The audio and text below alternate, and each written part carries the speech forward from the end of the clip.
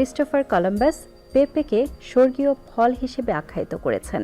আর পেঁপের গুণাগুণের দিকে তাকালেই আমরা এর কারণ বুঝতে পারি। শরীরের শক্তিকে আরও বাড়িয়ে তোলার জন্য এবং আপনাকে সারাদিন সচল রাখতে পেঁপে একাই 100। এটি কাঁচা এবং পাকা দুইভাবেই খাওয়া যায়। এতে উচ্চ মাত্রার প্রাকৃতিক fibre, vitamin A, C, niacin, magnesium, potassium ও প্রোটিন রয়েছে। চলুন জেনে নেই পেঁপের উপকারিতা সম্পর্কে।